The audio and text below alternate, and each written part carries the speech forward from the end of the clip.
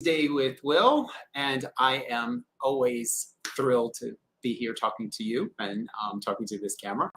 Today, we're going to talk about um, podcasting, coaching, and I want to introduce you to my dear friend Terry.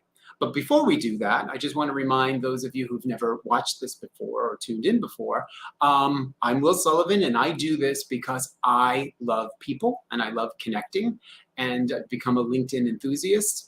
And this format is my way of being able to introduce to you people who inspire me. So in the comments, what I'd love to have you do now is type in where you're tuning in from and eventually any questions you may have for me or for Terry. But quickly, coaching and podcasting. So coaching is something we hear a lot about, right? Oh, there's so many coaches, everybody becomes a coach. But I met someone that I worked with for, I'll let her tell you, but forever. And we didn't become friends and really get to know one another until after I left the Met.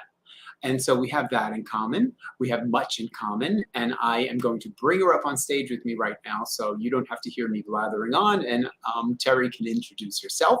And as Terry's introducing herself, I'll take a look in the comments to see where everybody's tuning in from.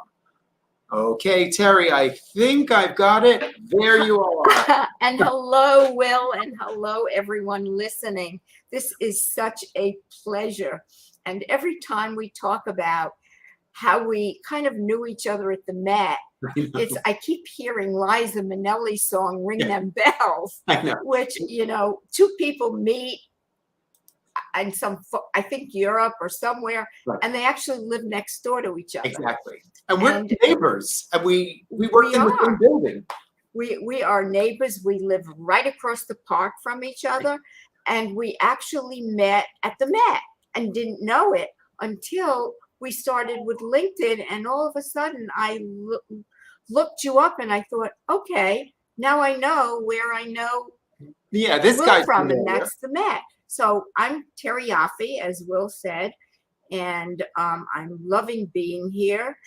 I am a coach, a business coach, an executive coach, and have been a coach for 19 years. And the other part is I started podcasting this year.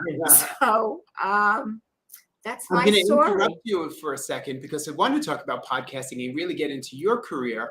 But there's a numbers thing going on. I think we live on the same street number on different sides of the park, right? Really? Yeah, I think so. We're 80s folks, right?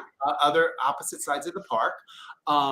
And I was on your podcast as your episode 12. Mm-hmm. And I can't even believe today is my episode 12. So there's a numbers thing and there's a connection. So any numerologists out there, I would love for you to DM. Yeah, have a field day with us today. This is, amazing. It's such a small world. It really is. Even though it's big, it's small. And I just love the idea that we've connected. So Terry, while I'm going through the comments, and we've got people from all over the country and around the world, and I'm saying hello to everybody, but I don't want to take all Terry's time away to interrupt. But there's a wonderful amount of shout outs here. One of my favorite things about getting to know you was your story, right? This former retailer here. I'm a salesperson and I've been doing it as long as I can remember, sales and people, right? I've been in the people business. Your story about you created a sales position and you knew nothing about selling. Can you tell people about that particular point in your career? I will, but I also want to say I started my career in retailing. So much in common. Many years ago. It was leaping around a lot. My story is being willing to step on a platform, even though I had no idea where it was going to take me. So I love to talk about taking a leap of faith. And I've been doing that for many, many years. I was in retailing from there, I went to PR, I went to fashion, and then I went to my first sales job, which was at Women's Wear Daily, and the woman hired me. I had no sales experience, I and she love was that. asking me to run a territory. And I said, okay, I'll learn. And I took a $600,000 territory in 3 years to $1.3 million. That's incredible. And it really came down to relationship building. I That's, you know, it's exactly what it is about sales, because there's a lot of salespeople out there. And I learned very quickly that if people find you to be trustworthy, obviously, if you've got a good product, if you have a good reputation, if you're not going to try to, pardon me, screw them over, you go a very long way in being kind. Again, your word, kindness, and really working with people. And I became a salesperson that really worked well with my clients. From there, I went to the New Yorker magazine, Condé Nast. Wow, you're an icon of New York here, Terry. Yeah, and was 11 years I spent at Condé Nast from fashion, and I went into the travel category. I knew nothing about it and built that category to #1. And again, it came down to people wanting to do business with you because they trusted you. And, Absolutely. you know, trusting, and in business, all we have is our reputation. That's Yeah. it. That's it. Well, I'll interrupt here for a minute. One of the things that I love with the people I follow and the community here, right? I can't believe how this community is growing. You learn from everyone. Mhm. It's all about connection. People Right. do business with people. People want to work with other good people. No one wants that negativity around. And Terry, you Right. know this. You've Right. had a great career. Those that are constantly negative and wallowing in the misery and the gossip, they never go far. On your podcast, we talked about change. And I think Right. one of the things that what really connected us was our love of just that. We like people, we're outgoing, the both of us. And I just think that anybody that's watching this should take heart in that if you are curious, don't think that just because you don't have these credentials that you Mhm. cannot succeed in something brand new. And that's what you've always given to me, Terry, that sense of hope, reinvention, and being able to just do something brand new. It's wonderful. And I don't know if it's just that I'm dumb No, in that respect, but no. I learned very quickly that taking a leap of faith, so what? What's the worst that could happen? Doesn't work out. You'll find, it's today it's about really being flexible, adaptable, pivoting if need be at any given moment. Right. And I work with clients a lot about,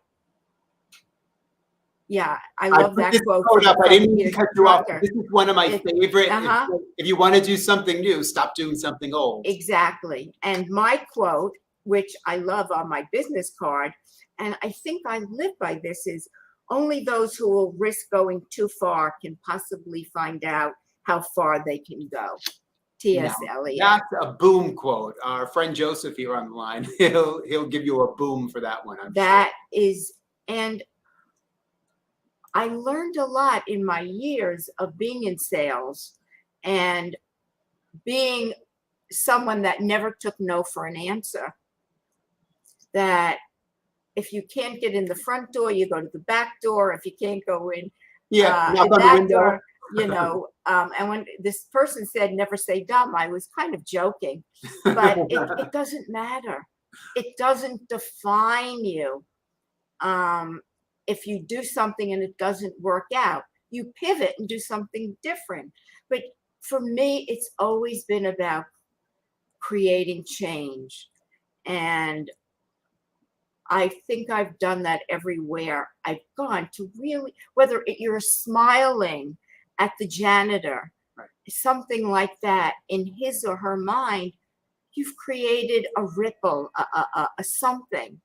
And my podcast really was born out of extraordinary work, conversations about creating change.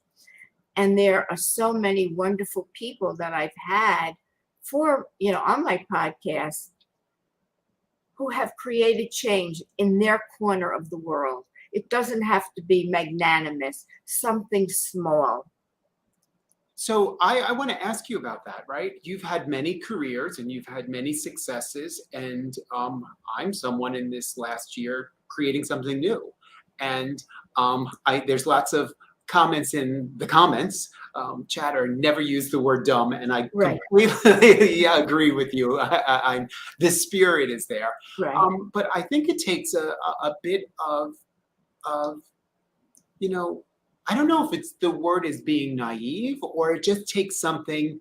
I'm not going to be defined, and I'm just going to connect with the people because I'm going to follow my heart. I'm going to follow my passion. Right. You certainly, Terry, are someone that does that, and you've done that in your coaching business brilliantly, right? You've been doing this and you've achieved so much.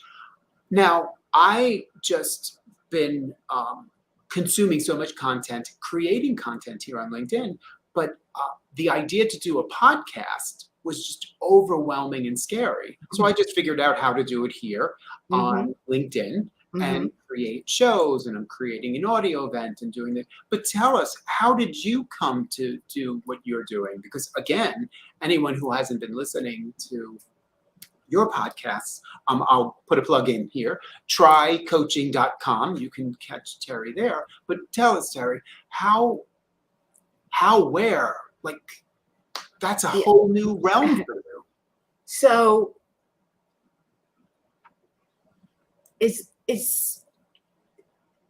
I believe that the universe hears us.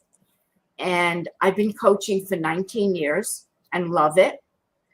It was time for me to do something different.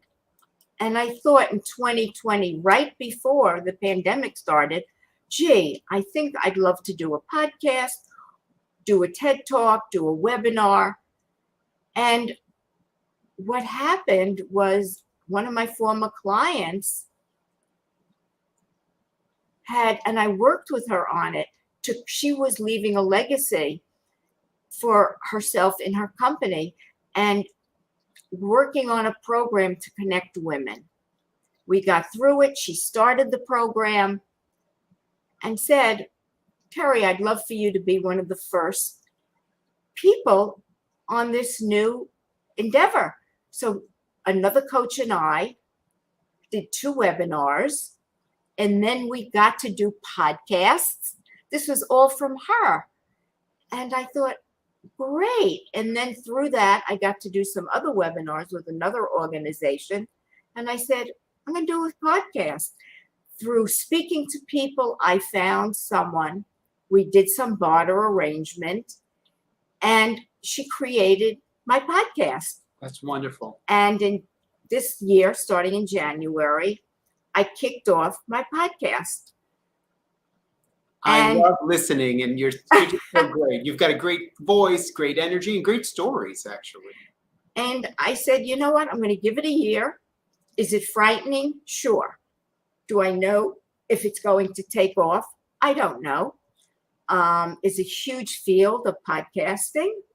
I'm hoping at the end of the year, I will assess, is this great, right, moving forward?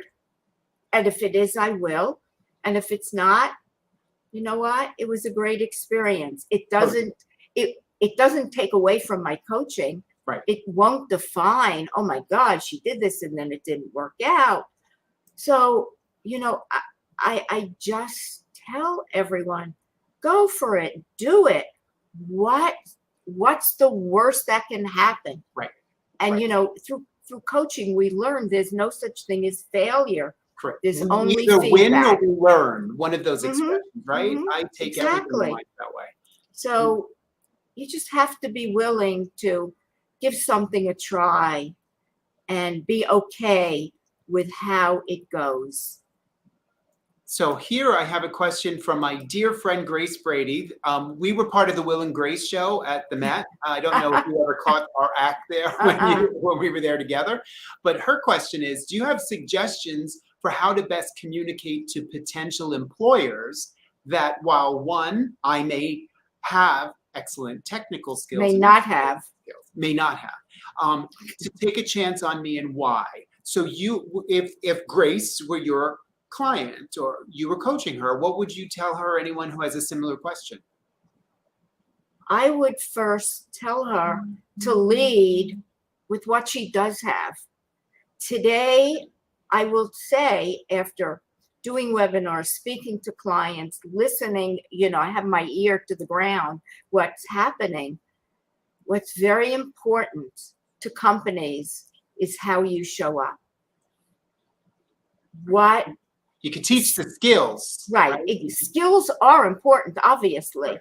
However, they're looking for something so much more. Are you a team player? How are you going to interact?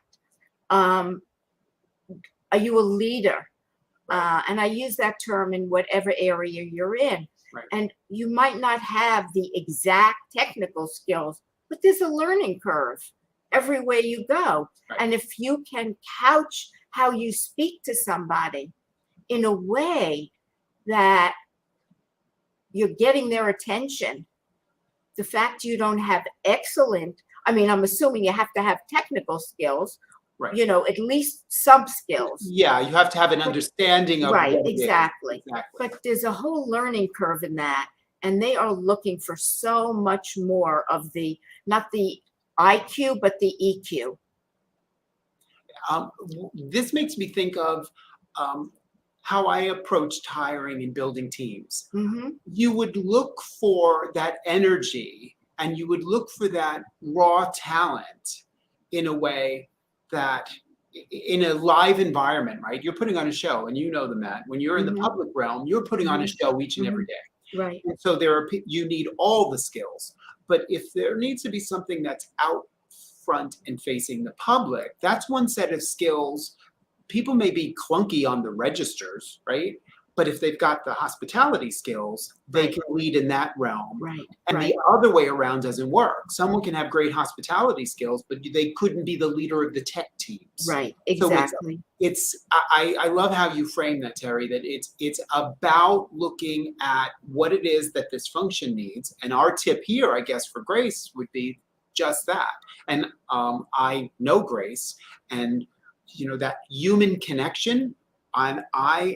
Terry, you're doing this all the time.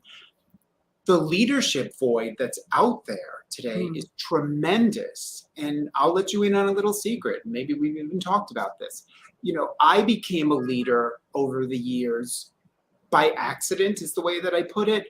But obviously someone saw like, okay, this guy can figure it out. And what I did my entire career was just love to tinker, love to learn from the crowd, love to be challenged from the team, actually. I think that's the best part of leading a team, saying, Will, that's probably about the dumbest thing I've ever heard. We're going to do it this way. And you learn about yourself and learn from the team. Long piece here. But we're not taught to be leaders in the sense of leading people. And so if you're looking to go into that job or see something, I think companies need to know this is a person that could lead this discipline, can lead a team of people to find the solution, Right. not be the tech expert. Right. It's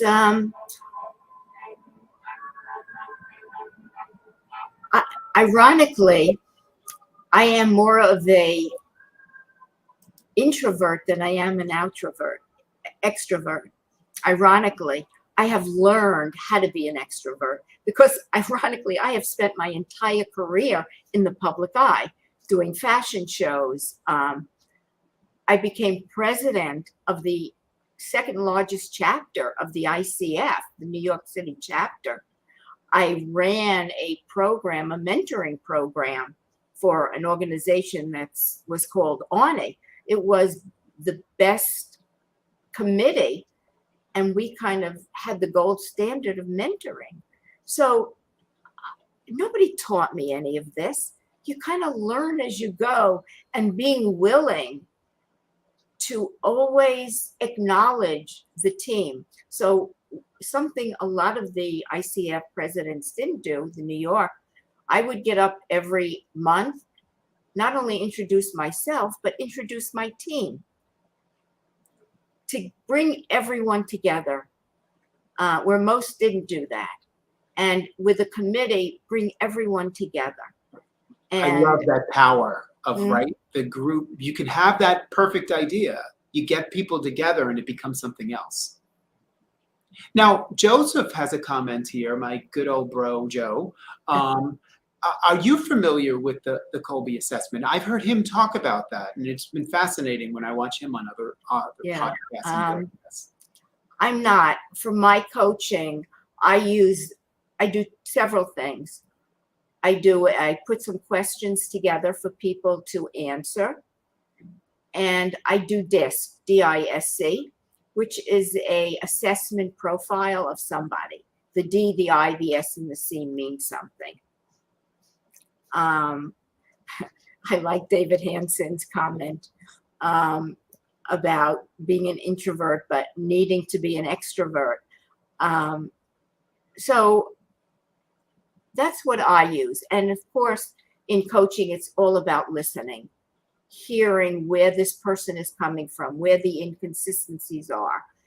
What do they want to achieve, but their behavioral patterns are getting in the way of their getting to where they need to do.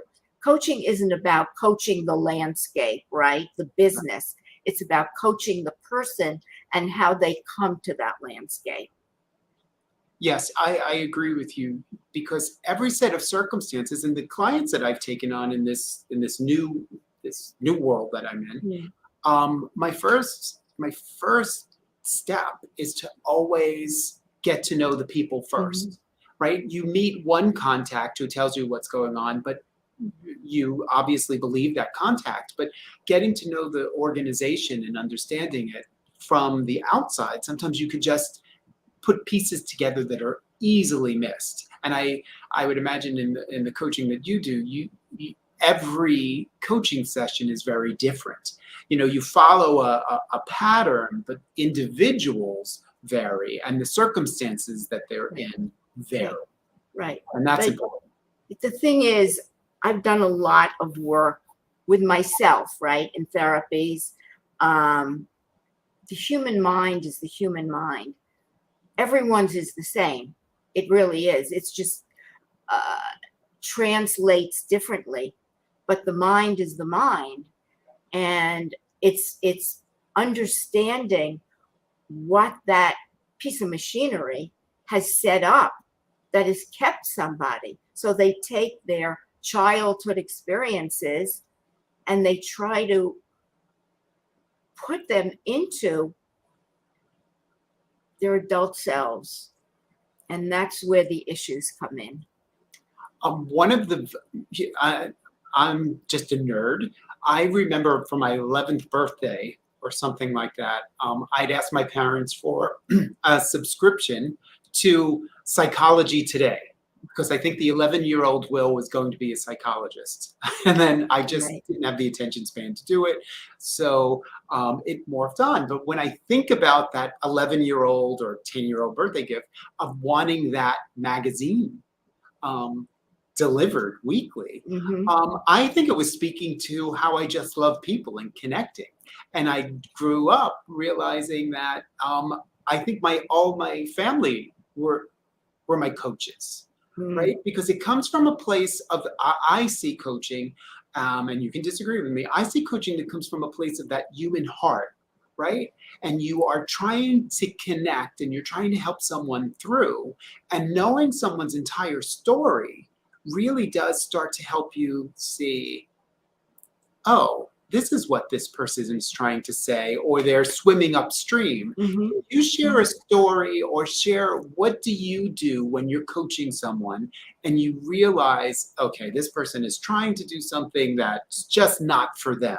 How do you have that conversation with them without crushing their dreams? It's a process. And that's partly where the disc comes in, right? The D, the I, the S, and the C. And if somebody is, let's say, a salesperson, right, and they are not cutting it or doing it, then I look at the disc. And if their D and their I is not high, you can understand why they're not a salesperson. Right. And they're not at least doing the job. So it's not crushing them, whatever it is that they may be doing the wrong thing. But it's trying to work with them in figuring out what they really want. And maybe there's a adjunct direction that might have sales attached to it. Right. Or they're in the wrong lane. It could be, exactly. So, or let's say somebody that wants to be an opera singer and it's their dream. They have no voice. Right. So they're not going to be an opera. However, Right. if they love music, then maybe they go into the music world in a different realm. Right, exactly. Right. You could be the producer. You may be the behind the stage scene. Absolutely. So your heart, or I believe in just different energies pulling us in different directions, and I'm being quite mindful of that. And there's another expression that I love, a saying that I love. I'm so grateful, or I'm so thankful that I didn't get what I thought I really wanted. Right. But that thing I thought I wanted, that subscription to that magazine, pulled me into a people realm and then the people realm pulls you somewhere else. And there's so many comments here. And I know we're running out of time and I want to be mindful of your time, but there's so many comments about introvert, extrovert. I was the shy kid who just was afraid of my own shadow, but there was something within me that said, no, you got to get out there and you got to do this. Right. And then you do that one thing, then you do the next thing, and then you do that scary thing, and then that scary thing isn't scary anymore. And then you do the next. Right, exactly. And there's a place for being an introvert and an extrovert. There's a place, for both to reside. And it's like when you're somewhere and you need to be the extrovert, that comes out. And when you're the introvert, then you're the introvert. But, I always believe in, what you said about one door closes for a reason and another one opens. And somehow, if you're tuned into the universe, and I think I am, you are. You take, okay, that didn't work out, but something else will come along. And so in Buddhism, it's about not being attached. Right, exactly. Right? You're being pulled somewhere, but you're going to learn that lesson in that moment, right? Right, and not being attached. If it works, it works. If it doesn't, it doesn't. And something else becomes available. There's another quote here as we're going to wrap up, and I want to make sure that I leave enough time to tell everybody how to connect with you. But I love this one, and I've used this a few times. Let your unique awesomeness and positive energy inspire confidence in others. Right. And you certainly have done that with me. Thank you. And I think that these types of broadcasts, and I'm telling everybody to just follow Terry. Let me get here. Terry, I'm going to drop this in the link later. This is how you can find Terry on LinkedIn. After all that time of like being nose to nose, it was LinkedIn that brought us together. It's just amazing. Right. And then also check out your Terry's website. And I think I have this correct here, trycoaching.com. Right, exactly. So episode 12, I'm a little partial to episode 12. Right. I'm there. And but they're all it's a great podcast. All the others I'm hoping are great. And we're moving along. And I'd love for you to come to my website, read about me, and so certainly listen to my podcast as well. Thank you, Will. This has been great, really wonderful. You and I are just so related. It's unbelievable. When we did when I was on your podcast, the 30 minutes just flew. And, I know.